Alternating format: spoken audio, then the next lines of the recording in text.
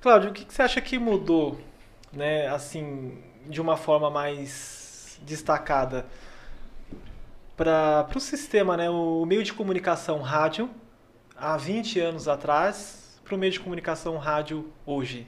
Você acredita que teve aí uma evolução?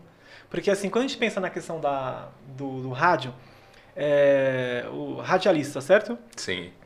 Ele tem que ser muito dinâmico. Não é só talvez Sim, questão da, né, a voz bonita fica legal É, também para poder sim. ouvir, mas ele tem que passar uma energia para poder fazer com que o ouvinte se conecte lá do outro lado. Você quer ver uma coisa que eu achava engraçado? Era ouvir um jogo pelo rádio e é, assistir a televisão. é. Mas a bola, o cara chutou, a bola passou 10 metros do gol, mas E o locutor, né? do jeito que ele para na rádio, você fala, nossa, quase foi gol, entendeu? Não foi. Então tem essa questão da energia, né? Mas em relação a público também, porque como você comentou no jornal, então a gente sabe que tinha muitos ouvintes na rádio Uhum. antigamente. Hoje ainda escuta, geralmente eu escuto muito a Rádio Mix, é um rádio que Sim. geralmente eu acabo escutando, mas eu só escuto normalmente no carro. Né? Quando estão vindo no carro, ali eu coloco. Não tenho um hábito mais que nem antigamente, que eu tinha lá um radinho, toca-fita, né? Que eu sintonizava na rádio e ficava ouvindo. Então, teve essa questão principalmente por conta da internet, né? Que tirou a atenção das pessoas, tanto de rádio, televisão, revista, né? E tudo mais. Mas na questão do rádio, que nós sabemos que tem uma grande audiência ainda, né? O que mais ou menos os profissionais precisaram, né, buscar de atualização, que você acredita, de 20 anos atrás para os dias de hoje? Na questão de público mudou bastante, porque, como você disse, não tem mais aquele hábito, né, de você ligar o rádio. E hoje você faz a sua rádio, né? Você pega o Spotify, você monta ali a Sim, sua sua playlist, playlist né? e não precisa estar ouvindo igual na... Eu lembro na década de 80, quando o Michael Jackson lançou o Thriller, eu ficava o dia todo Esperando. esperando para gravar na fita cassete, né? Muitos jovens nem sabem mais o que Sim. é essa fita cassete. Então, a comunicação se tornou mais rápida e o rádio teve que acompanhar esse processo. Então, década de 80 e 90, o rádio tocava só muita música. O locutor falava muito pouco, ele só desanunciava, anunciava a música, falava uma promoção, dava uma notícia e a hora certa.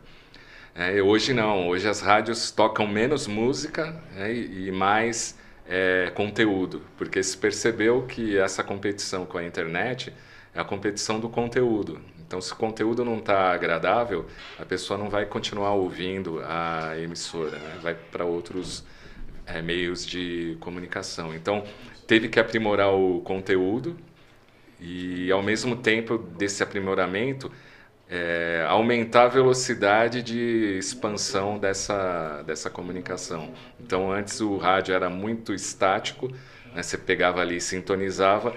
Com essa coisa do on demand, né? Você pode acessar a qualquer hora. Então, eles tiveram que jogar o rádio na internet. Então, pode ver que as grandes emissoras que têm ali a sua frequência modulada ou que ainda tem o AM, ela coloca tudo no site também, né? E ela vai falando, ó, se quiser acompanhar, Tem está uma no mais lá. site, se quiser mais conteúdo, porque essa foi a diferenciação. As pessoas, por ter pouco tempo agora, né, e essa velocidade foi aumentando, o rádio teve que se aprimorar nesse quesito.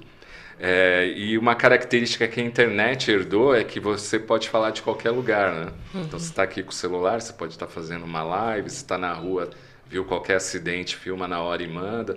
Então, o rádio acabou também servindo para a internet esse exemplo, né, desse dinamismo, dessa correria que existe no processo de comunicação. Hoje, as emissoras estão trabalhando dessa forma, e trabalhando muito com conteúdo, porque a gente tem aqui em São Paulo, por exemplo, entre as 10 mais ouvidas do FM, só 5 chegam na casa de 1 milhão por ouvintes por Nossa. minuto, né? Porque perdeu muito de audiência. Então, para ficar com esse ouvinte a maior parte do tempo, elas estão tendo que aprimorar conteúdo. Então, por exemplo, tem rádio como 89, que é a rádio rock, que se você pegar, toca pouca música comparado com década de 80 e 90. Porque o público que ouve 89 gosta de rock, gosta, mas ela não precisa mais da rádio para ouvir rock, porque ele acessa no celular, faz download das músicas que ele gosta, mas ele curte o conteúdo, né? A história da banda,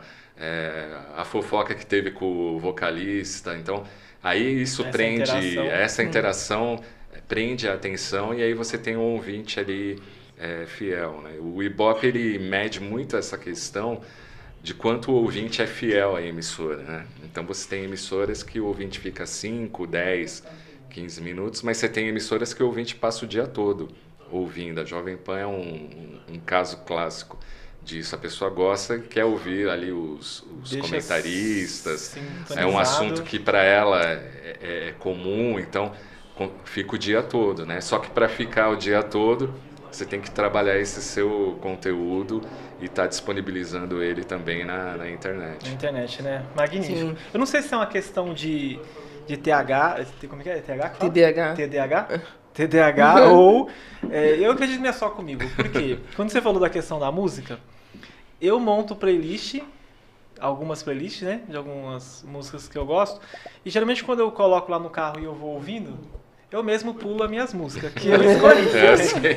Você faz isso aí em casa também? Não. Então você escolhe Coloca lá. Aí nos comentários. Legal. Aí você vai ouvir, você mesmo fica pulando. Então, que nem o meu filho, tem um filho de 8 anos, o Natan, ele não sai, ele ficou sabendo esses dias porque ele quebrou o controle. Aí eu falei, agora vai demorar para comprar. Levei uns 2 dias que era para ele ver se ele cuida direito desse controle. E não dava para ele poder conectar no YouTube a televisão.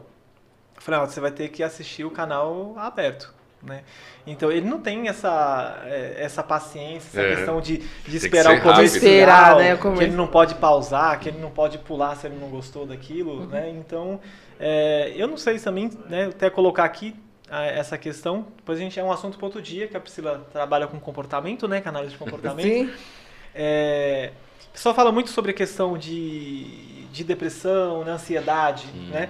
A gente não tinha muita escolha para ansiedade. Porque eu gostava muito, por exemplo, da Malhação.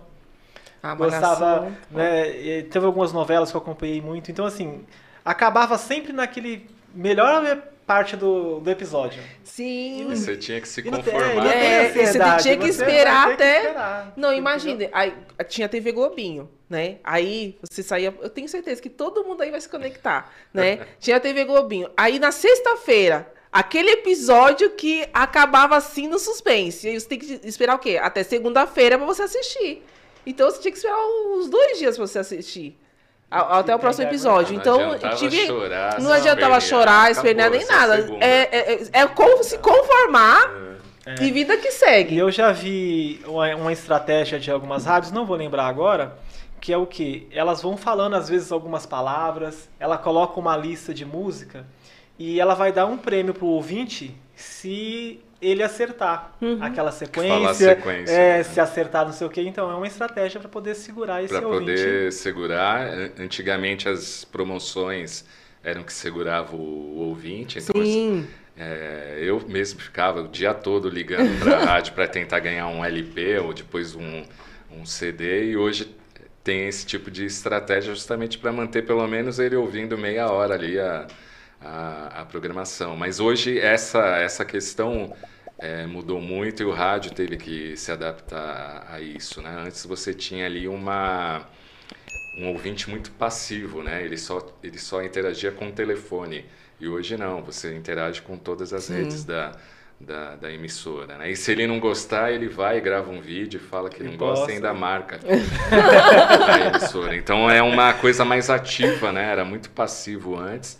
E se você erra, se você coloca a música errada e fala um nome errado, na hora ele já manda uma mensagem, principalmente quando tem esses aplicativos como o WhatsApp e o Telegram, né? Então hoje está muito mais interativo e a rádio não pode mais ficar dependente, como era, da música, né?